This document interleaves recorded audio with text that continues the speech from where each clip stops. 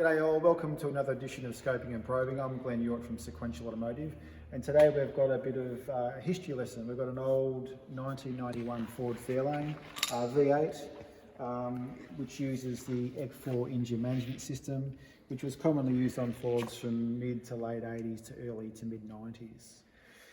This car's had a fair few parts thrown at it, coils, distributors, fuel pumps, airflow meters, lots of things, and it still won't run right. The problem is it starts, runs rough, no acceleration, almost like a limp mode in the day, but it's they don't have limp mode, but lots of parts have been thrown at it and it still has the same issue. So I thought what I'd do is get a look and see exactly what was happening on the scope and actually see a visual, get some sort of visual representation of what's going on with the car and also the management system.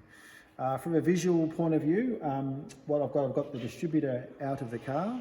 I've got a node light on the injectors and a spark tester on the coil. So what I'm going to do is I'm going to spin that coil up in a minute and find out what's actually happening in the management system and give you a demonstration. So I'll just turn the ignition on.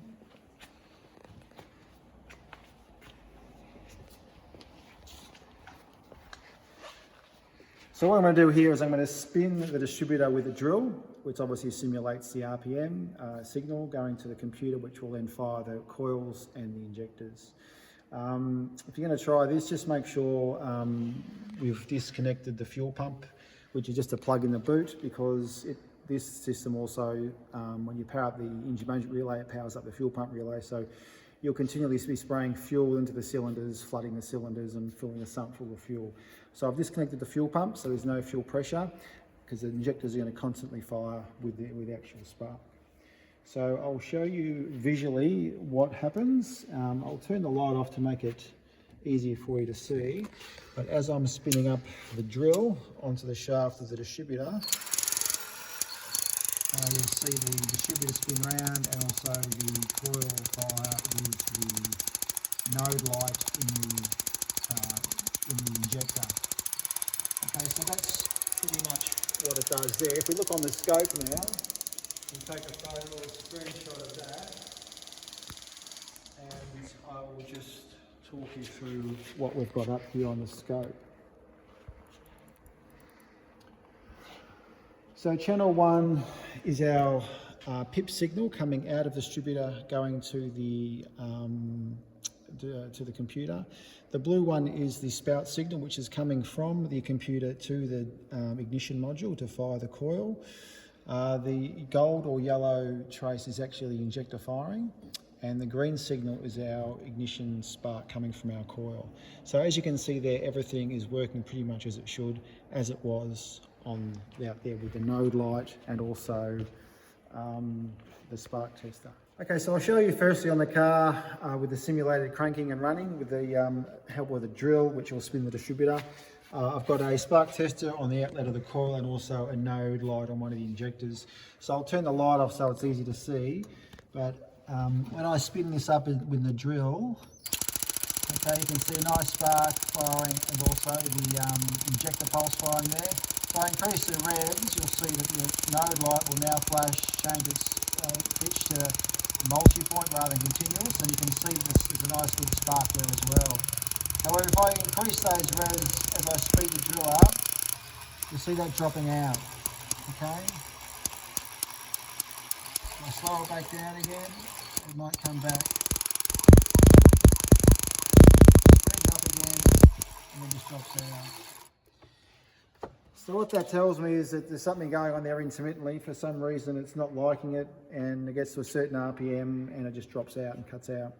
I'll now do that same test on the scope, so I can actually show you the inputs and outputs of the distributor and also the computer, and try and get some better understanding of what's going on. So I'll turn the scope on.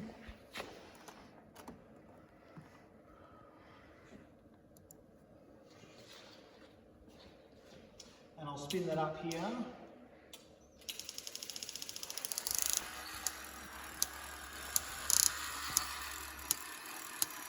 It's flying up more than it should. Okay, so that's regular. If I increase that slightly, okay, we now go over to the scope. You can see that's working as it's fine, it should. If I increase the RPM, there you go, it drops out. Okay, so I'll just rewind that and show you what's going on. Our pip signal doesn't quite ground, and our spout signal therefore doesn't quite ground. Our injector, however, is still firing, and this is where our spark's dropping out. So it's dropped out there. I've got one spark there where it grounded again.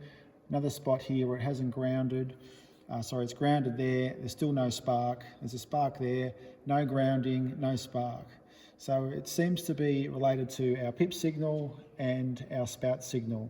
So what's happening there is our pip signal is going to the computer, and it looks like our computer is losing the dwell control and not firing and then intermittently coming and going. So to confirm this, what I can do is if I disconnect the pip signal, if I disconnect the spout signal, it will go into cranking mode, which is a set fixed time on the advancement from the computer. So if we come over to the computer,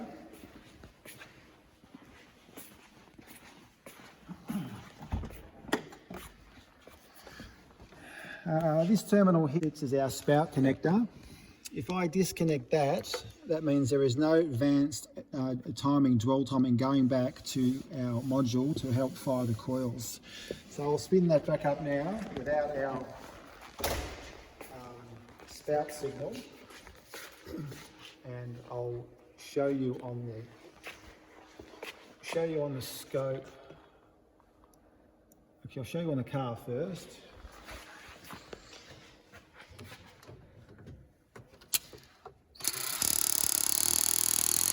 Spin that line up.